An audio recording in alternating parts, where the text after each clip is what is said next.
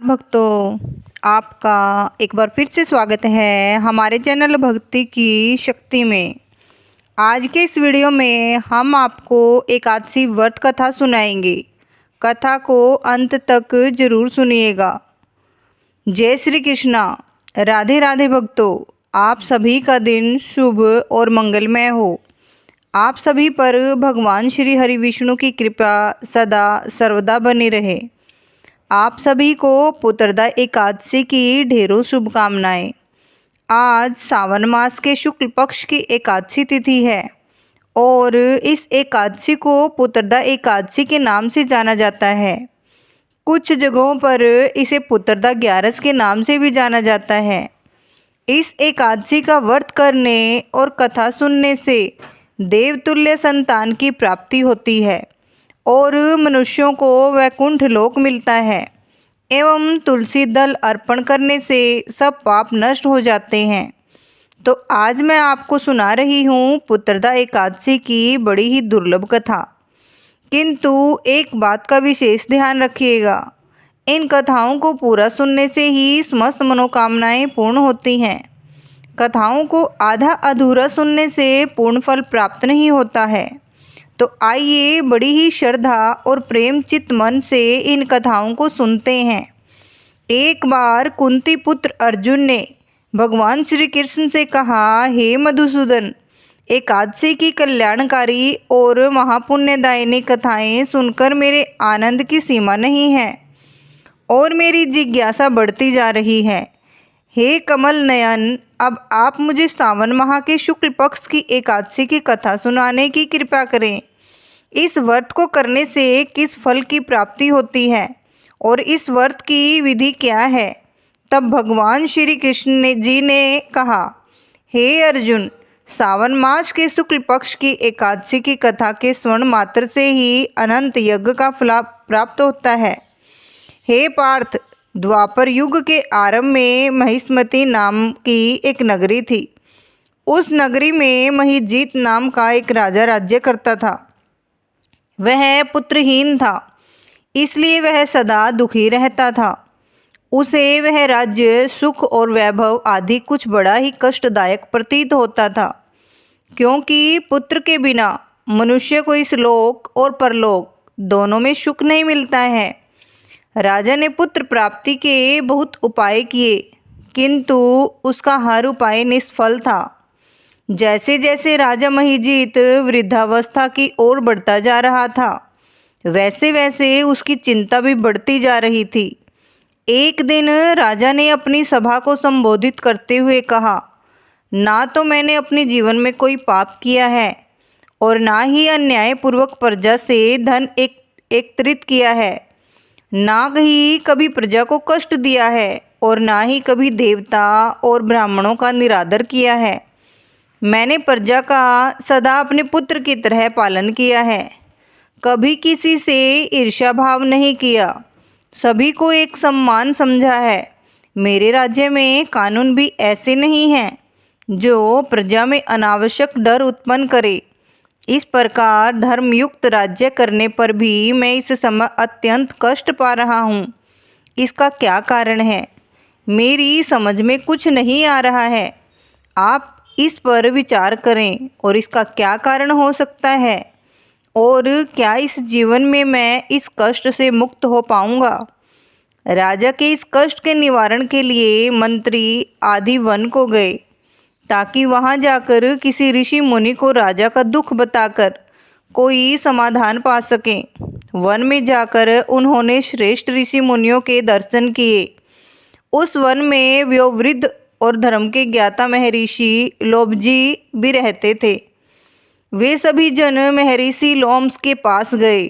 उन सब ने महर्षि लोम्स को दंडवत प्रणाम किया और उनके सम्मुख बैठ गए। महर्षि के दर्शन से सभी को बड़ी खुशी हुई और सबने महर्षि लोम्स से प्रार्थना करते हुए बोले, हे देव, हमारे अहोभाग्य कि हम आपके दर्शनों का सौभाग्य प्राप्त हुआ। मंत्री की बात सुनकर लोम्स ऋषि ने कहा, हे मंत्रीगण, आप लोगों की विनम्रता और सद्व्यवहार से मैं अति खुश हूँ। अब आप मुझसे अपने आने का प्रयोजन कहें। मैं आपके कार्य को अपने सामर्थ्य के अनुसार अवश्य ही करूँगा, क्योंकि हमारा शरीर ही परोपकार के लिए बना है। लोमस ऋषि के ऐसे मृदु वचन सुनकर मंत्री ने कहा, हे ऋषिवर, आप हमारी सभी बातों को जानने में ब्रह्मा से भी ज़्यादा समर्थ हैं। अतः आप हमारे संदेह को दूर कीजिए। महिष्मति नामक नगरी के हमारे महाराज महिजीत बड़े ही धर्मात्मा व प्रजावत्सल्य हैं। वे प्रजा का पुत्र की तरह धर्म अनुसार पालन करते हैं, किंतु फिर भी वे पुत्रहीन हैं। हे महामुनि, इससे वह अत्यंत दुखी रहते हैं। हम लोग उनकी प्रजा हैं और हम भी उनके दुख से दुखी हो रहे हैं, क्योंकि प्रजा का यह कर्तव्य है कि राजा के सुख में सुख माने और दुख में दुख। हमें उनके पुत्रहीन होने का अभी तक कारण ज्ञात नहीं हुआ है। अतः आप हमें बताने की कृपा करें कि किस विधान से हमारे महाराज पुत्रवान हो सकते हैं। हे ऋषिवर, यह आपका हम पर व हमारे राज्य की प्रजा पर बड़ा ही उपकार होगा। ऐसी करुण प्रार्थना सुनकर लोमस ऋषि ने नेत्र बंद करके राजा के पूर्व जन्मों पर विचार करने लगे। कुछ पलों बाद उन्होंने विचार करके कहा, हे भद्रजनों, यह राजा पिछले जन्म में अत्यंत उद्दंड था तथा बुरे कर्म किया करता था। उस जन्म में यह एक गांव से दूसरे गांव में घूमा करता था। एक बार ज्येष्ठ मास के शुक्ल पक्ष की एकादशी के दिन की बात है। यह 2 दिन से भूखा था। दोपहर के समय यह एक जलाशय पर जल पीने गया। उस स्थान पर उस समय ब्याही हुई एक गाय जल पी रही थी। राजा ने उसको प्यासी ही भगा दिया और स्वयं जल पीने लगा। हे श्रेष्ठ पुरुषों, इसलिए राजा को इस जन्म में यह कष्ट भोगने पड़ रहे हैं।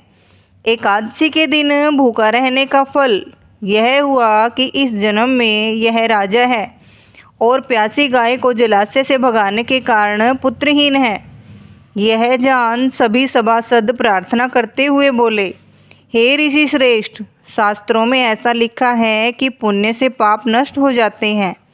अतः कृपया करके आप हमें कोई ऐसा उपाय बताइए जिससे हमारे राजा के पूर्व जन्म के पाप नष्ट हो जाएं और उन्हें पुत्र रत्न की प्राप्ति हो। सभासदों की प्रार्थना सुनकर लोमस मुनि ने कहा, यदि तुम सब श्रावण मास के शुक्ल पक्ष की पुत्रदा एकादशी का व्रत और रात्रि जागरण करो और उस व्रत का फल राजा के निमित्त कर दो, तो तुम्हारे राजा के यहाँ पुत्र उत्पन्न होगा। तत्पश्चात राजा के सभी कष्टों का नाश हो जाएगा। इस उपाय को जानकर मंत्री सहित सभी ने महर्षि को कोटि कोटि धन्यवाद दिया तथा उनका आशीर्वाद लेकर अपने राज्य में लौट आए। तदुपरांत उन्होंने लोमस ऋषि की आज्ञा अनुसार पुत्रदा एकादशी का विधान पूर्वक उपवास किया और द्वादशी को उसका फल राजा को दे दिया। इस पुण्य के प्रभाव से रानी ने गर्भ धारण किया और 9 माह के पश्चात एक अत्यंत तेजस्वी पुत्र को जन्म दिया। हे पांडुपुत्र, इसलिए इस एकादशी का नाम पुत्रदा पड़ा। पुत्र की इच्छा रखने वाले मनुष्य को विधान पूर्वक सावन मास के शुक्ल पक्ष की एकादशी का व्रत करना चाहिए। इस व्रत के प्रभाव से इस लोक में सुख और परलोक में स्वर्ग की प्राप्ति होती है। आगे भगवान श्री कृष्ण बोले, हे अर्जुन, पाप कर्म करते समय मनुष्य यह नहीं सोचता कि वह क्या कर रहा है, परंतु शास्त्रों से विदित होता है कि मनुष्य का छोटे से छोटा पाप भी उसे भयंकर दुख भोगने को विवश कर देता है। प्राणी को चाहिए कि भगवान के प्रति पूरी श्रद्धा व भक्ति रखे और यह बात हमेशा याद रखे कि किसी के दिल को दुखाने से बड़ा पाप दुनिया में कोई दूसरा नहीं है। एक बार प्रेम से बोलिए, श्री राधा कृष्ण भगवान की जय हो। आइए अब तुलसी माता की कथा को सुनते हैं। कहते हैं कि तुलसी माता की कथा सुनने से ही एकादशी व्रत कथा पूर्ण माना जाता है और सभी मनोकामनाओं की पूर्ति हो जाती है। श्रावणी मुनि की पुत्री तुलसी अपूर्व सुंदरी थी उनकी इच्छा थी कि उनका विवाह भगवान नारायण के साथ हो। इसके लिए उन्होंने नारायण पर्वत की घाटी में स्थित बद्रीवन में घोर तपस्या की। दीर्घ काल तक तपस्या करने के उपरांत ब्रह्मा जी ने खुश होकर दर्शन दिया और वर मांगने को कहा। तुलसी जी ने कहा, हे सृष्टिकर्ता ब्रह्मदेव, आप अंतर्यामी हैं, सबके मन की बात जानते हैं। फिर भी मैं अपनी इच्छा आपसे बताती हूँ। मैं चाहती हूँ कि भगवान श्री नारायण मुझे पति रूप में मिलें। ब्रह्मा जी ने कहा, तुम्हारा अभीष्ट तुम्हें अवश्य मिलेगा। अपने पूर्व जन्म में किसी अपराध के कारण तुम्हें श्राप मिला है। इसी प्रकार भगवान श्री नारायण के एक पार्षद को भी दानव कुल में जन्म लेने का श्राप मिला है। दानव कुल में जन्म लेने के बाद भी उसमें नारायण का अंश विद्यमान रहेगा। इसलिए इस जन्म में पूर्व जन्म के पाप के स्मरण के लिए संपूर्ण नारायण तो नहीं मिलेंगे, लेकिन नारायण के अंश से युक्त दानव कुल जन्म उस शाप ग्रस्त पार्षद से तुम्हारा विवाह होगा। शाप मुक्त होने पर भगवान श्री नारायण सदा सर्वदा के लिए तुम्हारे पति हो जाएंगे। तुलसी ने ब्रह्मा के इस वर को स्वीकार किया, क्योंकि मानव कुल में जन्म होने के कारण उस मायावी भोग को तो भोगना ही था। तुलसी बद्रीवन में ही रहने लगी। नारायण का वह पार्षद दानव कुल में जलंधर के नाम से पैदा हुआ था। कुछ दिनों बाद वह भ्रमण करता हुआ बद्रीवन में आया। यहाँ तुलसी को देखते ही वह उस पर मंत्रमुग्ध हो गया। तुलसी के सामने उसने अपने विवाह का प्रस्ताव रखा। इतने में ही महाब्रह्मा जी आ गए। तुलसी से कहा, तुलसी, जलंधर को देखो, कैसा देवोप उसका स्वरूप है। दानव कुल में जन्म लेने के बाद भी लगता है जैसे इसके शरीर में नारायण का वास हो।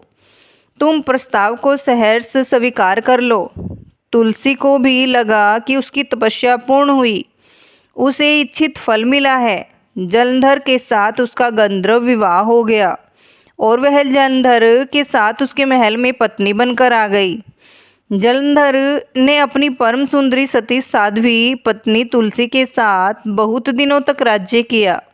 उसने अपने राज्य का इतना विस्तार किया कि देवलोक तक उसके अधिकार में आ गया। स्वर्ग का सुख भोगने वाले देवताओं की दशा भिखारियों जैसी हो गई।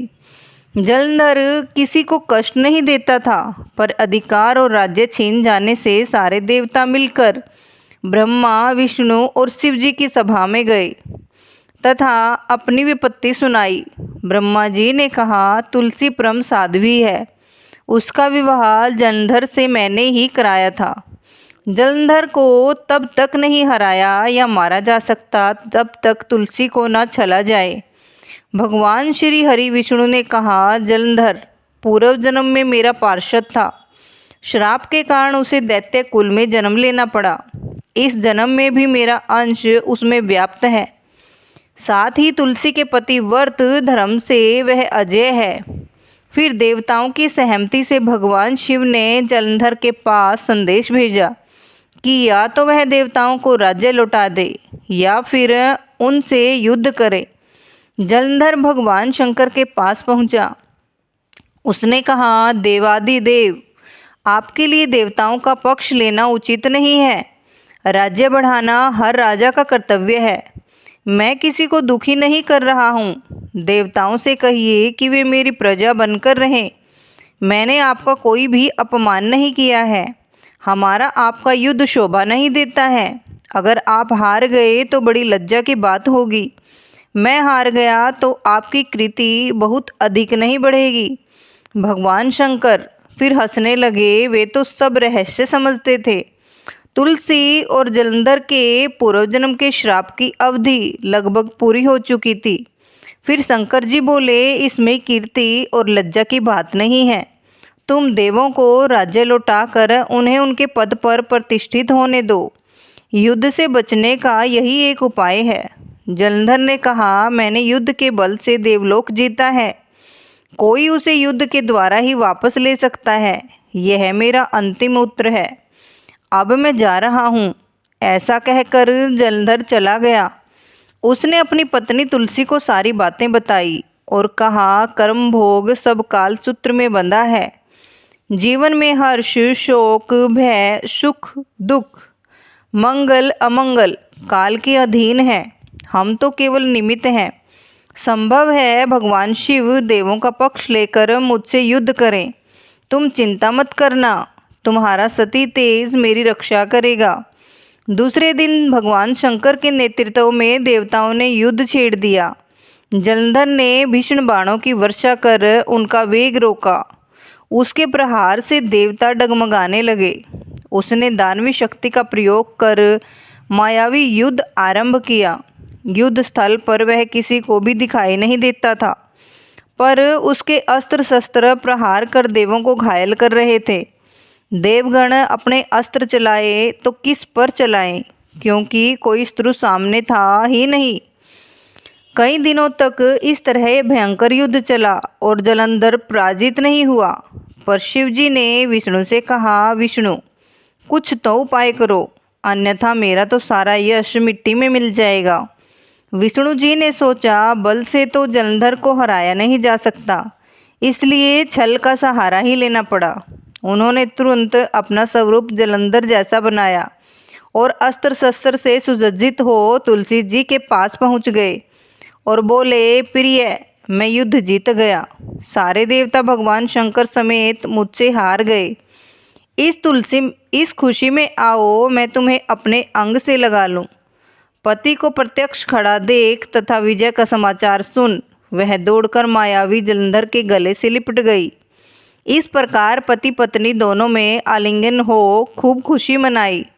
पर पुरुष के साथ इस प्रकार के व्यवहार से उसका सती तेज नष्ट हो गया।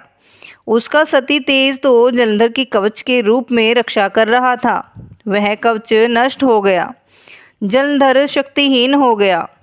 यह जानते ही भगवान शंकर ने उस पर अपने त्रिशूल से प्रहार किया। त्रिशूल के लगते ही जलंधर जलकर भस्म हो गया। जलंधर के मरने को जानकर भगवान विष्णु अपने असली रूप में आ गए। सामने अपने पति जलंधर के स्थान पर भगवान विष्णु को खड़ा देख तुलसी बहुत विषमित हुई। उसको पता लग गया कि स्वयं नारायण ने उसके साथ छल किया है। क्रोध में आकर तुलसी जी ने श्राप दिया और भगवान विष्णु से कहने लगी, एक सती स्त्री का अस्तित्व भंग करने के अपराध में तुम हृदयहीन पत्थर हो जाओ। विष्णु जी ने तुलसी के श्राप को सिरोधार्य कर कहा, हे देवी, तुम्हारे तथा जलंधर के कल्याण के लिए मुझे ऐसा करना पड़ा। तुम दोनों को श्राप मुक्त करना था। तुम भी अब अपना शरीर त्याग कर तुलसी विरवा के रूप में जन्म लोगी और मेरी पूजा तुलसी दल से होगी। मैं शालिग्राम पत्थर बनूंगा। मेरे शीश पर तुम आदर से विराजमान होगी। तुम्हारे पति की हड्डियों के चूर्ण से शंख की उत्पत्ति होगी। उस शंख ध्वनि से देवताओं तथा मेरी पूजा आराधना होगी। जहाँ शंख ध्वनि होगी वहाँ मंगल में मैं विराजमान रहूँगा। तुमने पूर्व जन्म में बद्रीवन में मुझे पाने के लिए बड़ी तपस्या की थी। अब अगले जन्म में मैं नारायण के रूप में बद्रीनाथ वन में स्थापित होऊंगा और मेरी पूजा अर्चना फल फूल से ना होकर तुम्हारी तुलसी दल से होगी। मेरे शीश पर विराजमान होकर तुम मुझसे भी ऊंचा पद प्राप्त करोगी। बोलिए श्री लक्ष्मी नारायण भगवान की जय हो। बोलिए श्री तुलसी जी शालिग्राम जी की जय हो। आइए अब सुनते हैं एकादशी माता की कथा। एक बूढ़ी माँ ने एक बार एकादशी का व्रत रखा। बड़ा ही भाव भक्ति से पूजा अर्चना की। उन्हें वृद्धा अवस्था में क्या बाधा थी। वे तो अपने पुत्र पत्रों की सुख सुविधा के लिए व्रत रखने लगी थी। वे दिन भर तो जरा कठोर मन करके अपनी प्यास को रोके रही। दिन में पूजा पाठ किया, कथा सुनी और पंडित जी को मिट्टी के पात्र में भरकर पानी और ऋतु फल दान में दिए। दोना भर भर के भूरा शक्कर वितरण किया। उन्हें गर्मी के कारण बहुत बेचैनी हो रही थी। इस कारण से बड़ी देर तक पानी में पड़ी रही और पानी के कुल्ला करती रही। अपना मुंह बार बार धोती रही। तब कहीं थोड़ा बहुत धैर्य बंध पाया। धूप तो तेज पड़ रही थी, इस कारण बार बार मुंह सूख रहा था। बूढ़ी माँ बहुत बेचैन हो रही थी, क्योंकि एक तो बुढ़ापा और दूसरे यह भयंकर गर्मी। वृद्धा अवस्था की स्थिति तो कुछ दूसरी ही प्रकार होती है। जैसे जैसे रो धो के दिन कट गया, अब पहाड़ जैसी रात सामने थी। उसका कटना बड़ा ही कठिन दिखाई दे रहा था। खटिया पर बड़े बुढ़िया माई को शांति नहीं मिल रही थी और वे बार बार करवट बदल रही थी। अनेक बार वे बाहर जाती और भीतर आती। उन्हें घर के अंदर शांति नहीं थी। वे पड़ी पड़ी एकादशी माता का स्मरण करती रही। वे कहती रही कि हे एकादशी माता, आप मेरी लाज रखिएगा। आप ही मुझे शक्ति दे दीजिए, जिससे मैं भली भांति आपका व्रत कर सकूं और यह पहाड़ जैसी रात शांतिपूर्वक व्यतीत हो सके। प्यास के कारण बूढ़ी माँ की बेचैनी तो बढ़ ही रही थी। उन्होंने धैर्य रखने का बहुत प्रयास किया, किंतु सहनशीलता की सीमा टूट गई और वे घबराकर एकदम चिल्ला पड़ी, बोली कि बचाओ बचाओ। अम्मा का चिल्लाना सुनकर परिवार भर के नर नारी, बच्चे और पड़ोसी एकत्रित होकर बूढ़ी अम्मा की खटिया के समीप पहुंच गए। सबने पूछा कि अम्मा जी, आपको क्या हुआ? आप क्यों चिल्ला रही हैं? आप इस वृद्धावस्था में यह कठिन व्रत क्यों कर रही हैं? अम्मा जी, शक्ति से ही भक्ति होती है। थोड़ी ही देर में वे फिर से बोली कि अरे, हमारे तो प्राण ही निकले जा रहे हैं। मेरी छाती पर ठंडे पानी का घड़ा रख दीजिए। नातियों ने दादी की छाती पर ठंडे पानी का पात्र रख दिया। तब कहीं जाकर उन्हें थोड़ा बहुत आराम मिला और थोड़ी देर के लिए उन्होंने अपनी आंखें बंद कर ली। एकादशी माता ने सोचा कि यह बूढ़ी अम्मा तो बहुत कठोर, जरा जाकर उसकी परीक्षा लेना चाहिए। वे आधी रात को मुर्गा बनकर टेर लगाने लगी। मुर्गा की आवाज़ सुनकर दादी जल्दी से उठी और बाहर जाकर आसमान की ओर देखा, किंतु आसमान में कहीं उन्हें प्रातःकालीन तारा दिखाई नहीं दिया। वे सोचने लगी कि यह मुर्गा क्यों और कैसे बोल गया। उन्हें प्यास तो लग रही थी, थोड़ा बहुत उनका मन भी विचलित होने लगा, किंतु अंत में उन्होंने दृढ़ निश्चय किया कि अब मैं व्रत को पूर्ण करके ही छोड़ूंगी, चाहे भले ही मेरे प्राण निकल जाएं। यह सोचकर वे खटिया पर स्थिर होकर लेट गई। थोड़ी ही देर में एकादशी माता ने उनकी फिर से परीक्षा लेनी चाहिए। एक छोटी सी बालिका एक गिलास में शरबत लेकर उनके सिरहाने खड़ी हो गई और जोर से बोली, दादी जी, सवेरा हो गया है, आप हाथ मुंह धोकर शरबत पी लीजिए। पहले तो शरबत का गिलास देखकर उनका मन ललचा लगा, किंतु अचानक व्रत का स्मरण हो आया और उन्होंने सोचा कि मैं किसी भी प्रकार से अपनी शरबत नहीं पीऊँगी, और वे शांतिपूर्वक अपनी खटिया पर लेट गई। फिर थोड़ी ही देर में उन्हें ऐसा लगा कि जैसे किसी ने उन्हें पानी के कुएं में पटक दिया हो। वे बड़ी देर तक उस कुएं में हाथ पांव चलाती रही, किंतु उन्होंने अपने मुंह में पानी की एक बूंद भी नहीं जाने दी और वे दृढ़तापूर्वक अपने व्रत का पालन करती रही। थोड़ी ही देर में ना जाने कहाँ से सामने आग जलने लगी, जिससे भारी गर्मी बढ़ने लगी और प्यास के कारण प्राण निकलने लगे, किंतु बूढ़ी अम्मा का कुछ भी नहीं बिगड़ पाया। वे जहाँ की तहाँ मुस्कुराती हुई सी बैठी रही। थोड़ी ही देर में बाहर प्रकाश दिखाई देने लगा। ऐसा लगा कि जैसे सवेरा हो गया हो। बूढ़ी अम्मा ने जब बाहर निकल कर देखा तो समझ गई कि अभी सवेरा होने में 3-4 घंटे की देरी है। यह जानकर वे शांतिपूर्वक इधर उधर घूमने फिरने लगी। एकादशी माता यह बात अच्छी तरह से समझ गई कि यह बूढ़ी अम्मा किसी भी प्रकार से अपने व्रत से नहीं टल सकती। वे उनके सत्यव्रत को अच्छी तरह से समझ गई। सवेरा होते ही बूढ़ी माता ने स्नान किया, भगवान का पूजन पाठ किया, एकादशी माता की कथा सुनी, ब्राह्मणों को दक्षिणा देकर भोजन कराया। तब कहीं उन्होंने जल ग्रहण किया।